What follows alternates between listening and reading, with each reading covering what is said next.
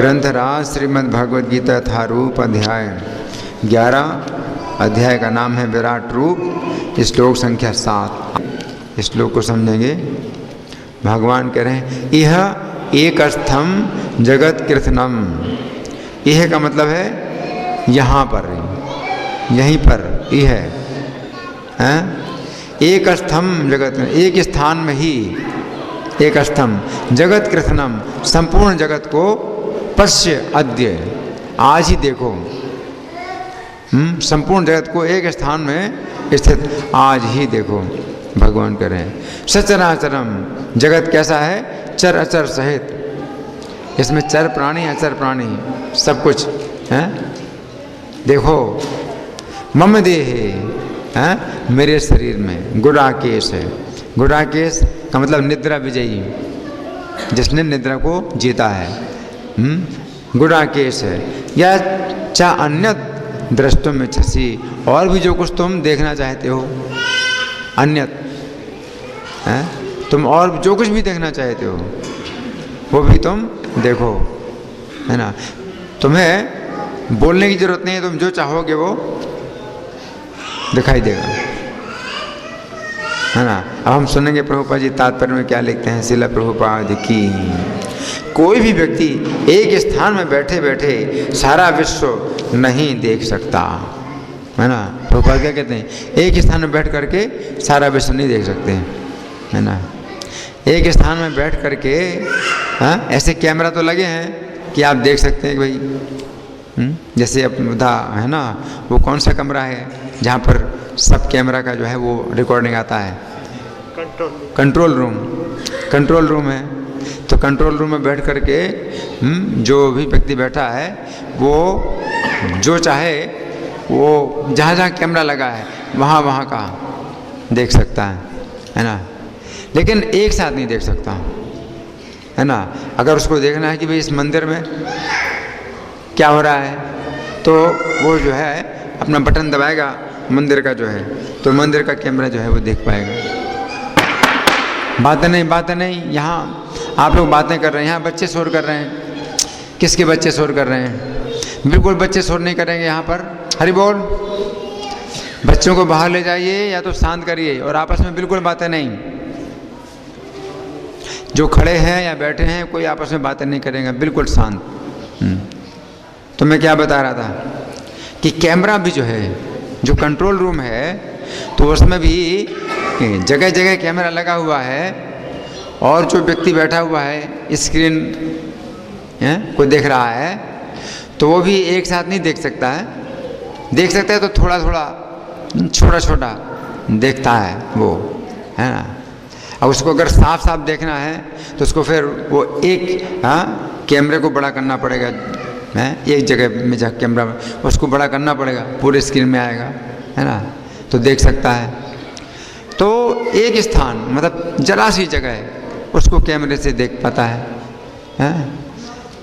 लेकिन यहाँ पर भगवान क्या कह रहे हैं कि संपूर्ण जगत देखो, संपूर्ण जगत देखो। सोचिए, ऐसी कोई टेक्नोलॉजी है संपूर्ण जगत देखने की? संपूर्ण जगत देखना। जैसे सैटेलाइट से भी देखते हैं, देख लेते हैं सैटेलाइट से भी काफ़ी जगह, पृथ्वी की काफ़ी जगह देख लेते हैं, है ना। लेकिन पूरी पृथ्वी को नहीं देख सकते, पूरी पृथ्वी को नहीं देख सकते। फिर पृथ्वी के नीचे, पृथ्वी के बाहर, पृथ्वी के ऊपर, सबको नहीं दिखाई पड़ता। यहाँ तक कि इस पृथ्वी में जो 7 द्वीप 7 समुद्र हैं वो भी नहीं दिखाई पड़ रहे हैं। वैज्ञानिकों ने अपने सब अपने यंत्र इस्तेमाल कर लिए, लेकिन 7 द्वीप और 7 समुद्र नहीं दिखाई पड़ रहे हैं। सुमेरु पर्वत नहीं दिखाई पड़ रहा है, क्योंकि जब तक व्यक्ति के वो कर्म ना हो, ऐसे शुभ कर्म ना हो, तब तक वो सुमेरु पर्वत को भी नहीं देख सकता। फिर स्वर्ग तो जो है बहुत दूर की बात है, स्वर्ग को कहाँ देख सकते हैं। सूर्य दिखाई पड़ता है, एक गोला, प्रकाश का एक गोला दिखाई पड़ता है, लेकिन वो सूर्य देवता भी नहीं दिखाई पड़ते हैं जिनका रथ है, रथ में बैठे हैं और 7 घोड़े हैं और सारथी है। सूर्य का जो है वो रथ भी नहीं दिखाई पड़ रहा है, तो क्या दिखाई पड़ रहा है? वैज्ञानिकों के पास कुछ भी टेक्नोलॉजी नहीं है ऐसी जो कि ठीक से कुछ भी देख पाए, कुछ भी नहीं दिखाई पड़ता है ना। हाँ, कुछ टेक्नोलॉजी है भाई, दीवार के उस पार वो कैमरे के द्वारा देख लेते हैं, दीवार के अंदर भी जो है कैमरा लगाया है तो वो देख लेते हैं, उस पार देख लेते हैं। लेकिन पूरा जगत, यहाँ पर भगवान क्या कह रहे हैं कि संपूर्ण जगत देखो एक स्थान में स्थित होकर के, क्या और प्रभुपाद इस बात को जो है प्रकाशित कर रहे हैं कि कोई भी व्यक्ति एक स्थान में बैठे बैठे सारा विश्व नहीं देख सकता, सारा विश्व नहीं देख सकता, सारा विश्व नहीं देख सकता, है ना। अगर उसको देखना भी होता है ना, किसी के पास अगर मान लो कुछ शक्ति होती भी है कुछ देखने की, तो वो एक स्थान को देखने की में अपनी शक्ति पूरी लगाता है तो वो एक स्थान को देख पाता है, पूरा विश्व नहीं देख सकता, है ना। एक स्थान में बैठे बैठे सारा विश्व नहीं देख सकता। आगे यहाँ तक कि बड़े से बड़ा वैज्ञानिक भी ये नहीं देख सकता कि ब्रह्मांड के अन्य भागों में क्या हो रहा है, ना नहीं देख सकते। चंद्रमा, वो कहते हैं चंद्रमा में गए, लेकिन चंद्रमा में उनको जो है कुछ भी नहीं दिखाई पड़ रहा। अगर मान लो गए भी है तो चंद्रमा में उनको कुछ नहीं दिखाई पड़ा, वो देख ही नहीं सकते। जब तक कि उनके ऐसे शुभ कर्म ना हो तब तक उनको दिखाई भी नहीं पड़ेगा, चंद्रमा में भी नहीं दिखाई पड़ेगा कि क्या है। जब पृथ्वी के ही स्थानों को नहीं देख सकते, बहुत से स्थानों को नहीं देख सकते पृथ्वी के, तो वे चंद्रमा और स्वर्ग लोग और उनके ऊपर के जो लोग हैं उनको कैसे कोई देख सकता है ना। आगे किंतु अर्जुन जैसे भक्त ये देख सकते हैं कि सारी वस्तुएं जगत में कहाँ कहाँ स्थित हैं, सब कुछ। भगवान ने कहा कि तुम सब कुछ देखो, पूरे जगत को, और उसका जो है सब स्थान सही सही जगह पर हर चीज़ देखो, सही सही जगह पर हर चीज़ देखो, है ना। आगे कृष्ण उन्हें शक्ति प्रदान करते हैं जिससे वे भूत वर्तमान तथा भविष्य जो कुछ भी देखना चाहें देख सकते हैं। हाँ, फिर ये भी है, भगवान कह रहे हैं ये अन्य दृष्टों में से तुम जो कुछ भी देखना चाहो देखो। तो अर्जुन अगर चाहें कि पहले क्या हुआ था, इस स्थान में पहले क्या हुआ था या आगे क्या होने वाला है, तो वर्तमान, केवल वर्तमान ही नहीं, किस समय क्या हो रहा है, इस समय कहाँ पर क्या हो रहा है, वो तो देखना ही है। लेकिन आगे क्या होगा, किस स्थान में क्या होगा आगे, वो भी दिखाई पड़ेगा, और किस स्थान में पहले क्या हुआ था वो भी दिखाई पड़ेगा। भूत वर्तमान भविष्य, कि मान लीजिए कि 100 साल पहले ये स्थान क्या था, है ना, तो मतलब दिखाई पड़ेगा। ये मंदिर नहीं था 100 साल पहले, ये मंदिर नहीं था, है ना, यहाँ अर्चा वगैरह नहीं थे, हैं, यहाँ पहाड़ था, है ना, तो वो भी दिखाई पड़ेगा। 1000 साल पहले ये स्थान में क्या था वो भी दिखाई पड़ेगा। 1 लाख साल पहले ये इस स्थान में क्या था वो भी दिखाई पड़ेगा। 10 लाख साल पहले इस स्थान में क्या था वो भी दिखाई पड़ेगा। 10 करोड़ साल पहले इस स्थान में क्या था वो भी दिखाई पड़ेगा, है ना, है ना। तो भगवान के विश्व रूप में ये भी देख सकते हो। ऐसी टेक्नोलॉजी तो है ही नहीं, अभी आज के विज्ञान में ऐसी टेक्नोलॉजी है ही नहीं कि भविष्य में क्या होने वाला है वो दिखाई पड़े और पूर्व काल में क्या हुआ जो दिखाई पड़े। तो विश्व रूप में सब कुछ दिखाई पड़ेगा, है ना। यहाँ तक कि कौन क्या था वो भी दिखाई पड़ेगा विश्व रूप में, है ना। भगवान के विश्व रूप में आपको भी मैं देख सकता हूँ कि पिछले जन्म में क्या थे और पिछले से पिछले जन्म में और 10,000 साल जन्म में मतलब 10,000 जन्म के पहले आप क्या थे, और 1 करोड़ जन्म से पहले आप क्या थे, वो भी दिखाई पड़ेगा।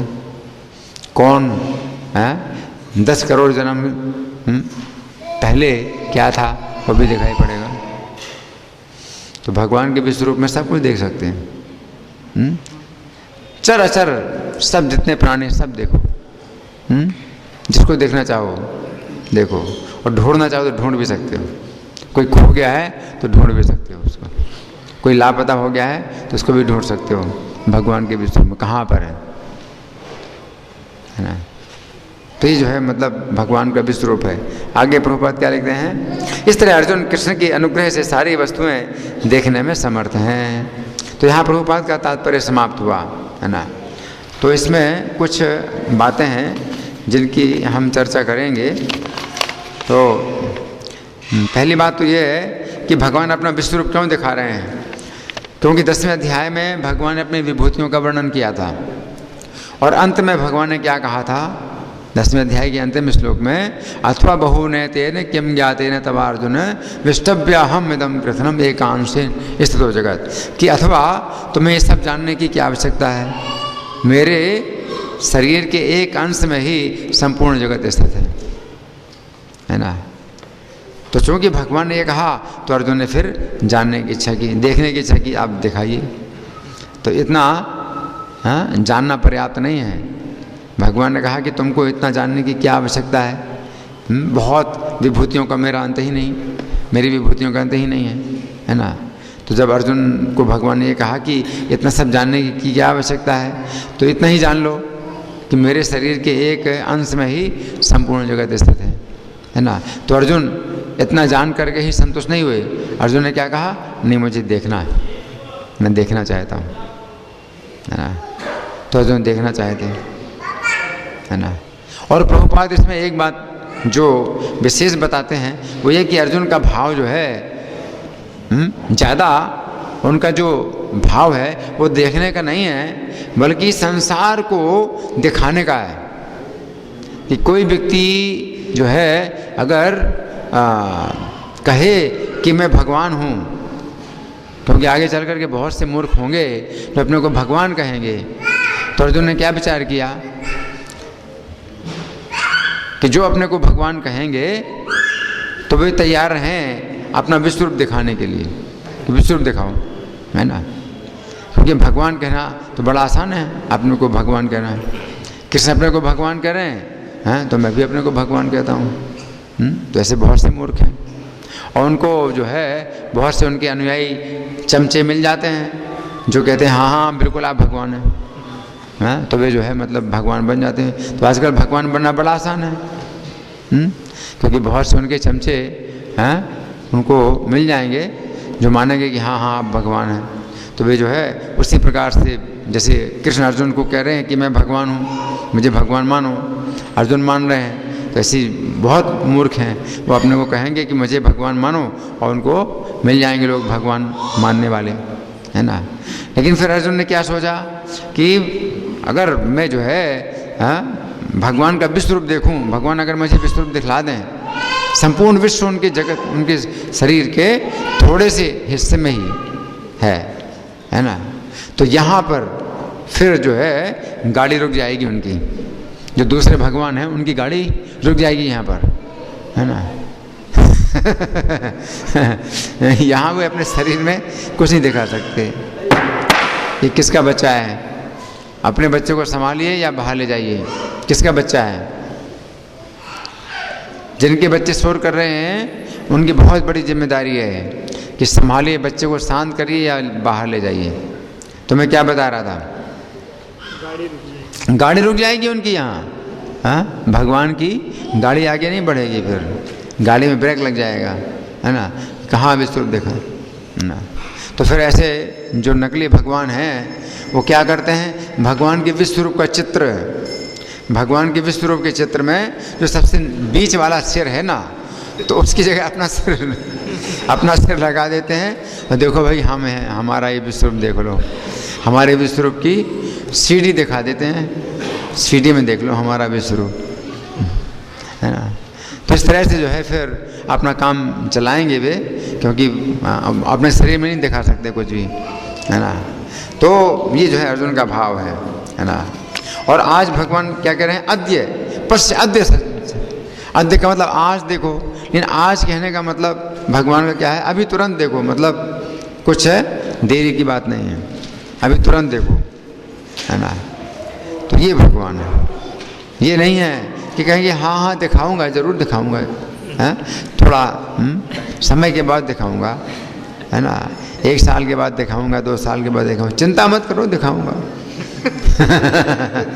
ये नहीं है, जो असली भगवान है कहते हैं अभी देखो, पश्चात सचराचरम, और चर अचर सहित देखो, चर अचर सहित देखो।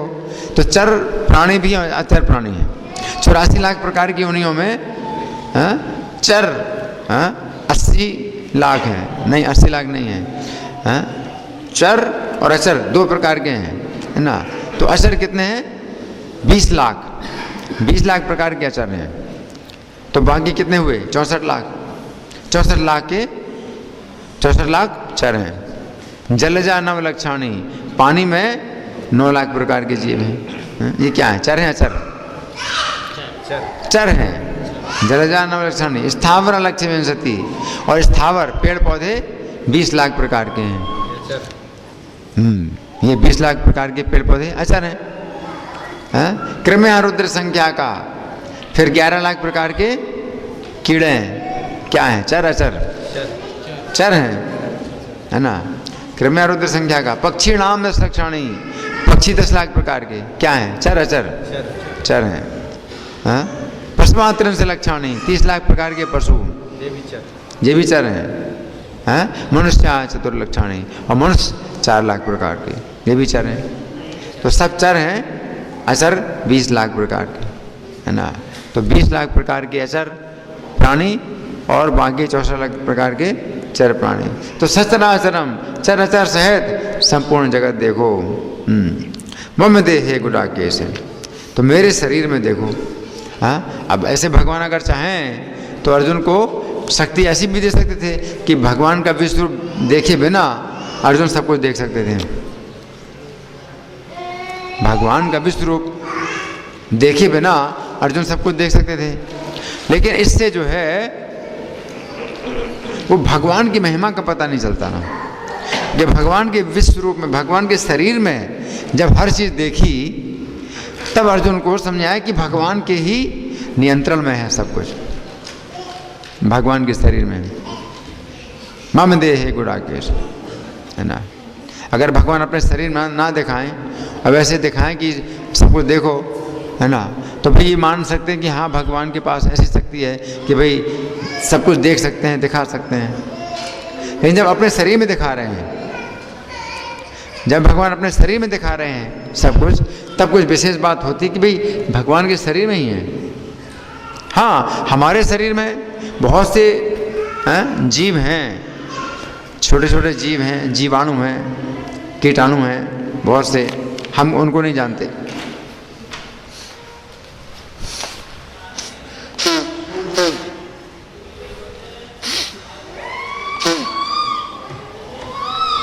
हम उनको नहीं जानते, हम उनको नहीं देख सकते। हमारे शरीर में है बहुत से कीटाणु, और वे जो कीटाणु हैं वो हमारे शरीर को खराब भी कर सकते हैं, तो हमारा कोई नियंत्रण नहीं उनके ऊपर। बीमारी के कीटाणु हमारे शरीर में चले जाते हैं तो बीमारी पैदा कर देते हैं और शरीर को नष्ट भी कर सकते हैं। तो ये तो हमारा शरीर जड़ शरीर है, इसमें हम शरीर के अंदर भी नहीं देख पाते कि क्या क्या है। शरीर के अंदर, हम अपने शरीर के अंदर नहीं देख पाते कि कैसे खून का प्रवाह हो रहा है या भोजन पच रहा है, और किस तरह से ये सिस्टम बना हुआ है जिसमें भोजन पचता है, या सब कुछ कोई नहीं जानता। तो हम तो अपने शरीर में मतलब कुछ भी नहीं जानते हमारे शरीर में। तो क्या ऐसी कृष्ण का भी शरीर है क्या? कृष्ण का शरीर ऐसा नहीं है। हमारा शरीर जड़ है। हमारा जो, अभी माता जी अभी जप ना करो, जप नहीं करो, अभी सुनो, हमारा शरीर जड़ है ना। तो हमें जो है इस शरीर में कुछ पता नहीं चलता है कि क्या है। लेकिन कृष्ण का शरीर जड़ नहीं है, चेतन है। कृष्ण के शरीर में और आत्मा में अंतर नहीं है। इसलिए कृष्ण के शरीर में जो कुछ भी हो रहा है, सब कुछ कृष्ण देख रहे हैं, जान रहे हैं, हर चीज कृष्ण के शरीर में है। कृष्ण का पूरा नियंत्रण है। अंगान यस्य सकलेन्द्रिय वृत्ति मंती पश्यन्ति पांति कलयन्ति चरम जगंती। उनके शरीर का प्रत्येक अंग प्रत्येक इंद्रिय का कार्य करता है। अंगान यस्य सकलेन्द्रिय वृत्ति मंती, उनके शरीर का प्रत्येक अंग प्रत्येक इंद्रिय का कार्य करता है। प्रत्येक इंद्रिय 10 प्रकार की इंद्रियां हैं, है ना। तो कृष्ण के शरीर का प्रत्येक अंग प्रत्येक इंद्रिय का कार्य करता है। प्रत्येक इंद्रिय का मतलब है कि देखने का भी कार्य है। तो हमारी तो केवल ये आँख है, ये है जो देखने का कार्य करती है ना।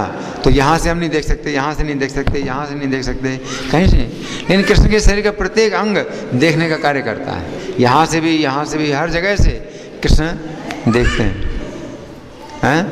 उसी प्रकार से प्रत्येक अंग से कृष्ण सुनते भी हैं, प्रत्येक अंग से कृष्ण स्पर्श भी करते हैं, कृष्ण प्रत्येक अंग से वे स्वाद भी ले सकते हैं, है ना। सुनना, देखना, स्पर्श करना, स्वाद लेना और सूंघना। श्रोत्रम चक्षु स्पर्शनम तरसनम घ्राणम एवं च। तो 5 ज्ञानेंद्रियों का कार्य शरीर का प्रत्येक अंग करता है। उसी प्रकार से 5 कर्मेंद्रियों का कार्य भी कृष्ण के शरीर का प्रत्येक अंग करता है ना।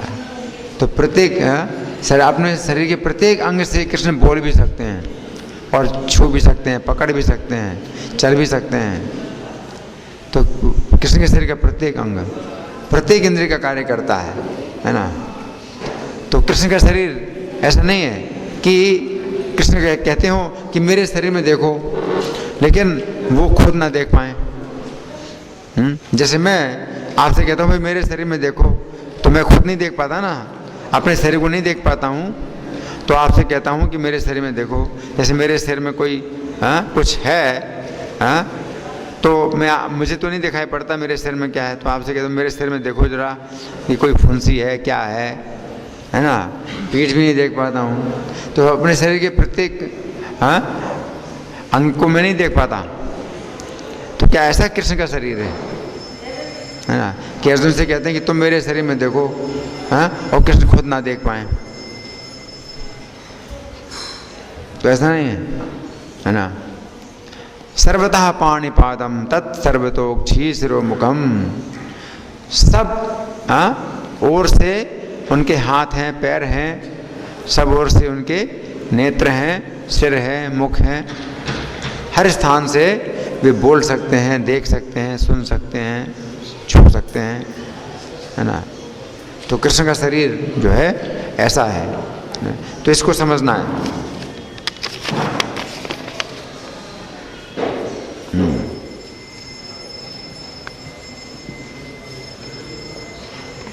तो वास्तव में अगर देखा जाए गहराई से, तो कृष्ण ही दिखाना चाहते थे अपना विश्व रूप। तभी अर्जुन ने मतलब तभी कृष्ण ने ये कहा कि इतना सब जानने की क्या आवश्यकता है, ये बात जान लो कि मेरे शरीर के एक स्थान में ही पूरा जगत स्थित है। और तब अर्जुन ने देखने की इच्छा की। अगर कृष्ण ने नहीं कहा होता तो अर्जुन क्यों देखने की इच्छा करते? अर्जुन देखने की इच्छा नहीं करते, नहीं प्रार्थना करते कृष्ण से, तो अर्जुन क्यों दिखा दे, तो कृष्ण क्यों दिखाते अपना विश्व? तो कृष्ण ही जो है चाहते हैं अपना विश्व दिखाना अर्जुन को, इसलिए भगवान बोलते हैं। तो ये जो है मतलब विशेष बात है। ये अध्याय इसलिए बहुत विशेष है क्योंकि यहाँ पर कृष्ण ऐसी बातें बोल रहे हैं जो बिल्कुल प्रैक्टिकल है। ऐसे कोई मूर्ख है कह देगा कि मैं ये हूँ, मैं हूँ। भगवान ने विभूतियों का वर्णन किया, मैं ये हूँ, मैं वो हूँ, तो कहेगा कि हाँ मैं ही हूँ। तो ये तो कहना आसान है। लेकिन अब जब अर्जुन कह रहे हैं आप दिखाइए तो जहाँ दिखाने की बात आती है तो वहाँ फिर उनकी सिट्टी पुट्टी गुम हो जाएगी। अब क्या दिखाएंगे? तो दिखा तो नहीं सकते ना। बोलने के लिए तो क्या है, जो मुंह में आया सो बोल दिया, कि मैं भगवान हूँ, मैं ये हूँ, मैं वो हूँ, सब कुछ बोल देंगे, है ना। तो ये बात समझना है। इसके बाद आज के श्लोक में जो भगवान ने अर्जुन को एक विशेष नाम से संबोधित किया है, वो क्या नाम है? गुडाकेश, निद्रा विजयी। तो इसमें एक घटना महाभारत की मैं आपको सुनाना चाहता हूँ। तो बहुत ही ये महाभारत की कथाएं रोचक हैं, बहुत ही दिव्य कथाएं हैं। तो ये जो है महाभारत का युद्ध चल रहा है, 18 दिन का युद्ध था, तो मेरे ख्याल से 14वें दिन का युद्ध है। और इस युद्ध में क्या था कि रात्रि में भी युद्ध हो रहा है। इसमें जो है 14वें दिन ही जयद्रथ का वध हुआ था। अर्जुन ने जयद्रथ का वध किया था। तो उसमें जो है फिर दुर्योधन ने घोषणा कर दी थी युद्ध की कि रात्रि में भी हम युद्ध करेंगे। तो युद्ध बंद नहीं हुआ, रात में भी युद्ध हुआ। तो उस समय क्या हुआ कि दोनों सेनाओं में युद्ध हो रहा है, पांडवों की कौरवों की सेना में युद्ध हो रहा है। तब एक दूसरे को लक्ष्य करके गरजते हुए पांडव तथा कौरव योद्धाओं में पुनः युद्ध आरंभ हो गया। वहाँ जितने वाहन और सैनिक थे वे सभी थक गए थे। जितने वाहन सैनिक सब थक गए थे। थकान तो आएगी, दिन भर युद्ध किया और अब रात में भी युद्ध कर रहे हैं, तो थक गए थे। जितने सैनिक थे, वाहन थे, वाहन मतलब घोड़े, हाथी, सब थक गए थे युद्ध में। तथा प्रवृत्त युद्धम श्रांत वाहन सैनिकम पांडवानाम कुरूणाम चा गर्जताम मितरेतरम। युद्ध में अत्यंत थके हुए महारथी योद्धा निद्रा से अंधे हो रहे थे, निद्रा से अंधे हो रहे थे। अतः संग्राम में कोई चेष्टा नहीं कर पाते थे। युद्ध कर रहे हैं लेकिन, है ना, युद्ध नहीं कर पा रहे हैं, है ना। निद्रांधास्ते महाराज परिश्रांता से संयुगे ना विपद्यंत समरे कांचन चेष्टा महारथा। ये 3 पहर की रात उनके लिए 1000 पहरों की रात्रि के समान हो गई थी। 3 पहर की रात, है ना। 3 पहर की रात होती है प्रदोष काल और निशा काल और निशांत काल। 3 पहर की रात। प्रदोष काल 8:10 से शुरू होता है 10:34 तक। फिर निशा काल 10:34 से 3:22 तक चलता है। फिर निशांत काल 3:22 से 5:46 तक चलता है। तो 3 पहर की रात्रि है। ये क्या, कैसे हो गई है? हजारों पहरों की रात्रि के समान घोर, भयानक और प्राणहारिणी हो गई थी, जान लेने वाली रात हो गई थी। त्रियाम रजनी चैसा घोर रूपा भयानका शास्त्रियाम प्रतिमा बभूव प्राणहारिणी। वहाँ बाणों की चोट सहते और विशेषतः छत विच्छत होते हुए निद्रा से अंधे सैनिकों की आधी रात बीत गई। घायल भी हो रहे हैं सैनिक और फिर भी उनको नींद आ रही, बहुत कस की नींद आ रही। वधताम च तथा तेषां शतानां च विशेषतः अर्धरात्रे समाजज्ञे निद्रांधानां विशेषतः। उस समय आपकी और शत्रुओं की सेना के समर्थ क्षत्रिय उत्साहहीन और दीन चित्त हो गए थे। उत्साह रहा, उत्साह चला गया। नींद आएगी तो कहाँ उत्साह होगा काम करने में? ऐसे होता है ना, है? उत्साहहीन हो गए और दीन चित्त हो गए। उनके हाथों से अस्त्र और बाण गिर गए थे। सर्वे ह्यासन निरुत्साह क्षत्रियादीन चेतसः तब चैव परेशान च गतास्त्र विगते सबः। भी उस समय अच्छी तरह युद्ध नहीं कर पा रहे थे, तो भी विशेषता लज्जाशील होने के कारण अपने धर्म पर दृष्टि रखते हुए अपने सेना छोड़कर जा ना सके। अब एक लज्जा की बात है कि कहें कि भाई नींद आ रही है, मैं नहीं युद्ध करूँगा, तो इसमें लज्जा भी आ रही है, तो छोड़ के जा भी नहीं रहे युद्ध। तो कितनी मतलब स्थिति ऐसी हो गई है, दुविधा। लज्जा के कारण कह नहीं सकते हैं कि भाई नींद आ रही है हमको, है ना। तो युद्ध छोड़ के भी नहीं जा रहे हैं और नींद आ रही बहुत ज़्यादा। ते तदा पारयन्तश्च ह्रीमन्तश्च विशेषतः स्वधर्मम् अनुपश्यन्तो न जहुः स्वामिनी नभो स्वाम अनिकिनी। दूसरे बहुत से सैनिक अपने अस्त्र शस्त्र छोड़कर नींद से अंधे होकर सो रहे थे। वहीं पर ही अस्त्र शस्त्र छोड़ करके सो गए बहुत योद्धा। हाँ, कुछ लोग रथों पर, कुछ हाथियों पर और कुछ लोग घोड़ों पर ही सो गए थे। क्लास में तो कई लोग सोते हैं, यहाँ तो युद्ध में भी सो रहे हैं लोग। अस्त्राण्यन्ये समुत्सृज्य निद्रांधा से रते जना रथे स्वन्ने गजे स्वन्ने हये स्वन्ने च भारत। नींद से बेसुध होने के कारण वे किसी भी चेष्टा को समझ नहीं पाते थे और उन्हें दूसरे योद्धा युद्ध में यमलोक भेज देते थे। सो रहे हैं तो वो समझ भी नहीं पाते हैं कि कौन मार रहा है क्या, तो दूसरे योद्धा उसको मार करके उसकी हत्या कर देते हैं। क्या करें, वो सो रहा है ना। निद्रांधानो बुबुधरे कांचन चेष्टां न राधिपे तानन्ये समरे योधा प्रेषयन्तो यमक्षयम्। दूसरे सैनिक शत्रुओं को स्वप्न में पड़कर अत्यंत बेसुध हुए देख उन्हें मार बैठते थे। कुछ लोग उस महासमर में निद्रांध होकर नाना प्रकार की बातें कहते हुए कभी अपने आप पर ही प्रहार कर बैठते थे। नींद में अंधे तो बातें बोलकर अपने ऊपर मारते, अपने को ही मारते हैं। वो सोचते हैं कि मैं ही अपना शत्रु हूँ, युद्ध में अपने को ही मार दें।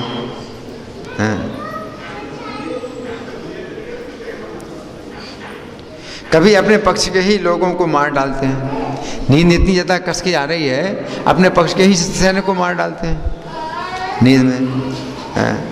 और कभी शत्रुओं का भी वध करते थे। स्वप्नायमानं परे परानति विचेतसः आत्मानं समरे जग्नो स्वानेव चापरानपि नानावाचो विमंचन्तो निद्रांधास्ते महारणे। हमारे पक्ष के भी बहुत से सैनिक शत्रुओं के साथ युद्ध करना है ऐसा समझकर खड़े थे, परंतु नींद से उनकी आंखें लाल हो गई थीं। खड़े थे युद्ध में, लेकिन नींद में क्या हो गई, आंखें लाल हो गई। अस्माकं चा महाराज परेभ्यो बहवो जना योद्धव्यम इति तिष्ठन्तो निद्रा संरक्त लोचना। कुछ शूरवीर निद्रांत होकर भी रणभूमि में विचरते थे। उस दारुण अंधकार में शत्रु पक्ष के शूरवीरों का वध कर डालते थे। नींद भी जो है चल रहे हैं और शत्रुओं का वध कर रहे हैं। नींद आ रही है और चलते जा रहे हैं और सोते सोते ही शत्रुओं का वध कर रहे हैं। संसर्पन्तो रणे केश्चिन निद्रांधास्ते तथा परान जग्नो सूरा रणे सूरां तस्मिन् तमसि दारुणे। बहुत से मनुष्य निद्रा से अत्यंत मोहित हो जाने के कारण शत्रुओं की ओर से समर भूमि में अपने को जो मारने की चेष्टा होती थी उसे समझ ही नहीं पाते थे। शत्रु मारने की चेष्टा कर रहा है, वो समझ नहीं पा रहे उनको, क्योंकि नींद बहुत आ रही है उनको। हन्यमानं मथात्मानं परेभ्यो बहवो जना नाभिजानन्त समरे निद्रया मोहिता भृशम। उनकी ऐसी अवस्था जानकर पुरुष प्रवर अर्जुन ने संपूर्ण दिशाओं को प्रतिध्वनित करते हुए उच्च स्वर से इस प्रकार कहा। एक व्यक्ति था जिसको नींद नहीं आ रही थी, जो कि बोल रहा है सबको कि भाई तुम लोग सो जाओ। जिनको नींद आ रही है उनकी हिम्मत नहीं होती है कि वे दूसरों को बोलेंगे सो जाओ, या खुद कहें कि भाई मैं सो रहा हूँ, अब मैं युद्ध नहीं करूँगा, मैं सो रहा हूँ, मुझे नींद आ रही है। लज्जा के कारण कोई नहीं बोल रहा है, लेकिन एक व्यक्ति बोल रहा है कि तुम लोग सो जाओ। क्यों? जिसको नींद नहीं आ रही है वो बोल रहा है। अब वो कौन है? अर्जुन है। किसका बच्चा? हरि बोल। किसका बच्चा? बाहर ले जाओ, या तो शांत करो या बाहर ले जाओ।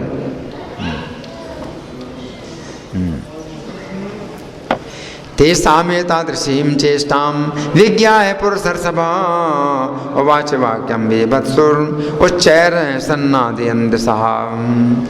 अर्जुन ने ऊंचे स्वर में सब दिशाओं मैं आवाज फैलाते हुए कहा सबको। उसमें माइक तो नहीं था, लाउड स्पीकर नहीं था, लेकिन अर्जुन ने बिना लाउड स्पीकर के ही अपनी आवाज में ऊंचे स्वर में बोला, सबको बोला। क्या बोला? सैनिकों, तुम सब लोग अपने वाहनों सहित थक गए हो और नींद से अंधे हो रहे हो। इधर ये सारी सेना घोर अंधकार और बहुत सी धूल से ढक गई है। अतः यदि तुम ठीक समझो तो युद्ध बंद कर दो और 2 घड़ी तक इस रणभूमि में ही सो लो। अर्जुन बोले, बहुत नींद आ रही है ना? किसी की हिम्मत नहीं बोलने की नींद आ रही है। अर्जुन बोले, तुम लोगों को बहुत नींद आ रही है तो कोई निंदा की बात नहीं है। अर्जुन ने कहा कि तुम लोगों को नींद आ रही है ना, तो कोई निंदा की बात नहीं है। तुम लोग सो जाओ, इसी युद्ध भूमि में सो जाओ। कितनी देर तक के लिए? 2 घड़ी मतलब 48 मिनट। 48 मिनट के लिए सो जाओ, यहीं पर ही सो जाओ, जहाँ पर युद्ध कर रहे यहीं पर सो जाओ। श्रांता भवन्तो निद्रांधा सर्वे वैश्वानां तमसा च वृते सैन्ये रजसा बहुलेन च तेजोयमिति मन्यध्वम् उपारमत सैनिकां निमील्यत चात्रैव रणभूमौ मुहूर्तकम्। तब चंद्रमा के उदय होने पर विश्राम करने के अनंतर निद्रा रहित हो तुम समस्त कौरव पांडव योद्धा परस्पर पहले के समान संग्राम आरंभ कर देना। चंद्रमा का उदय हो जाएगा तब तक तो फिर जो है युद्ध करना। ततो विनिद्रा विश्रांता चंद्रमस्योदिते पुनः संसाधयिष्याध्यान्योन्यं संग्रामं कुरु पांडवा।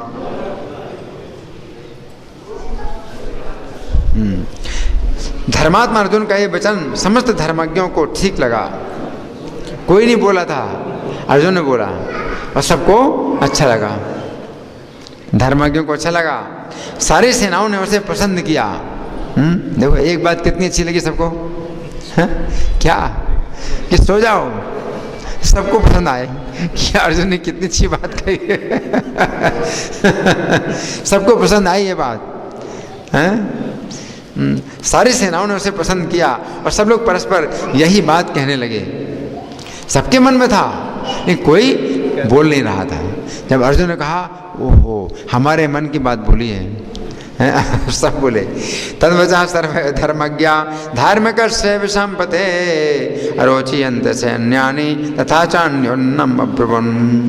कौरव सैनिक, हे कर्ण, हे राजा दुर्योधन, इस प्रकार पुकारते हुए उच्च स्वर से बोले, आप लोग युद्ध बंद कर दो क्योंकि पांडव सेना युद्ध से विरत हो गई है।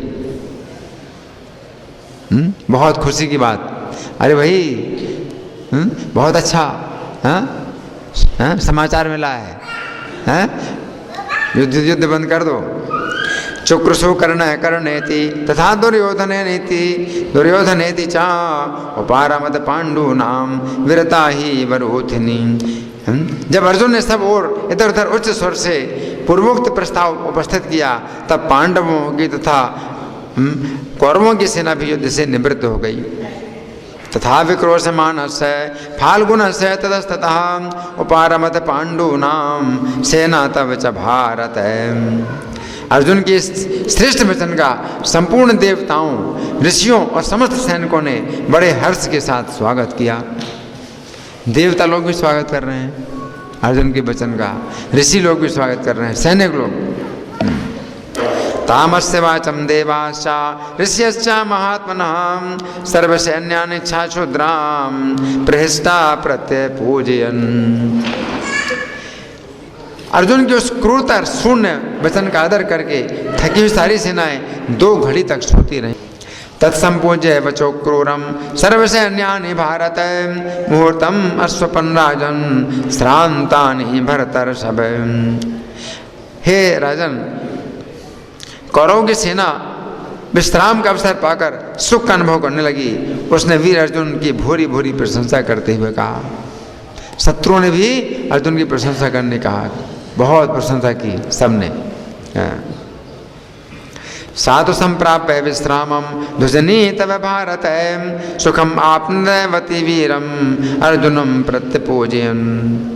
महाबाहु निष्पाप अर्जुन, तुम में वेद और अस्त्रों का ज्ञान है, तुम में बुद्धि और पराक्रम है, और तुम में धर्म और संपूर्ण प्राणियों के प्रति दया है। सब ने जो है मतलब शत्रुओं ने कहा, शत्रु सेना के लोगों ने कहा कि कितना जो है तुम्हारा गुण है, क्यों हम लोगों को सोने के लिए बोला। त्वयि वेदा तथास्त्राणि त्वयि बुद्धि पराक्रमो धर्मस्त्वयि महाबाहो दया भूतेषु चानघ। कुंती नंदन, हम लोग तुम्हारी प्रेरणा से सुस्ताकर सुखी हुए हैं, इसलिए तुम्हारा कल्याण चाहते हैं, तुम्हें सुख प्राप्त हो। वीर, तुम शीघ्र ही अपने मन को प्रिय लगने वाले पदार्थ प्राप्त करो। देखो अभी मिला ठीक समय पर मिला।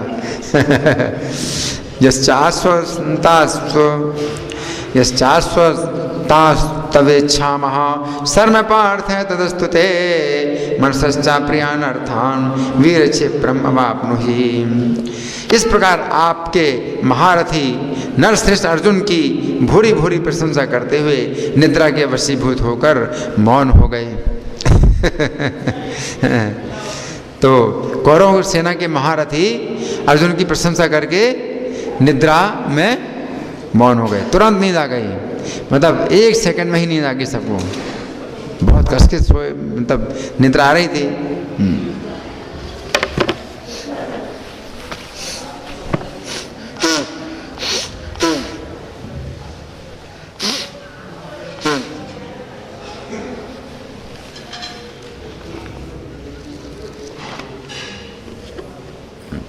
बड़ी जल्दी खुल गया, बंद हो गया था तो मुझे लगा कैसे खुलेगा, निशान नहीं था, खुल गया, तुरंत खुल गया। आश्चर्य है, बहुत आश्चर्य है। निद्रा के वशीभूत होकर मौन हो गए। यदि ते तम नरभ्याघ्रम प्रशंसन्तो महारथा निद्रया समवाक्षिप्ता तूष्णीम आसन विषाम पते। कुछ लोग घोड़ों की पीठ पर, कुछ लोग सो गए कहाँ, घोड़ों की पीठों पर, दूसरे रथों की बैठकों में, कुछ अन्य योद्धा हाथियों पर, और दूसरे बहुत से सैनिक पृथ्वी पर ही सो गए।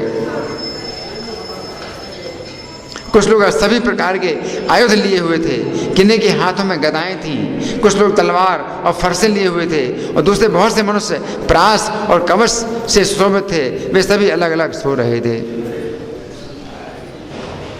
अश्वपृष्ठेषु चाप्यन्ये रथिनेडेषु चापरे गजस्कन्धे गताश्चान्ये शेरते चापरे चितौ सायुधा सगदाश्चैव सखड्गा सापरस्वधां सप्रासे कवचाश्चान्ये नरा सुप्ता पृथक पृथक।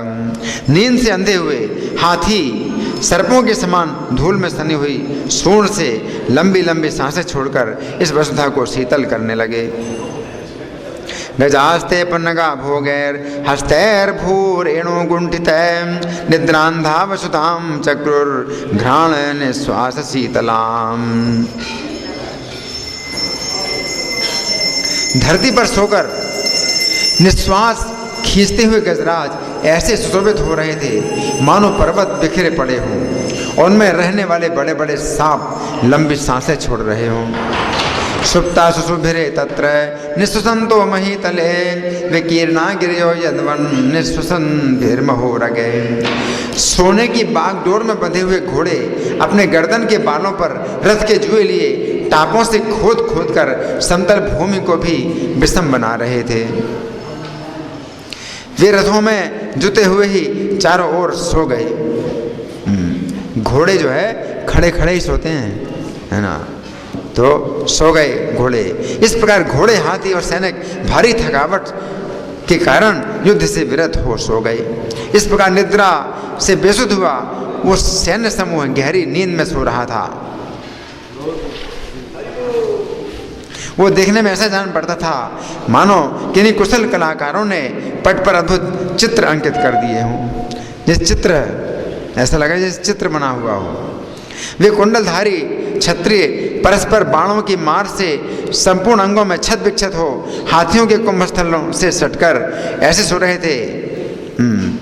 तत्पश्चात चंद्रमा ने पूर्व दिशा को सुशोभित किया। तो इस तरह से जो है यहाँ हमें समझना है कि अर्जुन गुडाकेश हैं, यानी जहाँ सबको नींद आ रही है वहाँ अर्जुन को नींद नहीं आ रही है, और इसलिए अर्जुन ही कह सकते थे कि आप लोग सो जाइए। अर्जुन नहीं सोए, अर्जुन को नींद नहीं आ रही थी, इसलिए यहाँ पर भगवान ने अर्जुन को क्या कहा है, गुडाकेश, है ना। तो अर्जुन जो है दिन रात युद्ध करें, ना तो उनको थकान आती है ना नींद आती है। लगातार कोई मतलब काम करने से शरीर थक जाता है, लेकिन अर्जुन का शरीर ऐसा नहीं है। अर्जुन के शरीर में थकान नहीं है, निद्रा नहीं है, आलस नहीं है, ये तीन चीज़ें नहीं हैं। धन्यवाद। ग्रंथराज श्रीमद् भगवद गीता की जय, जगत गुरु शिला प्रभुपाद की जय, श्री श्री राधा पार्थ सारथी ललिता विशाखा गौरनिताई सीताराम लक्ष्मण हनुमान प्रहलाद नरसिंह देव की जय।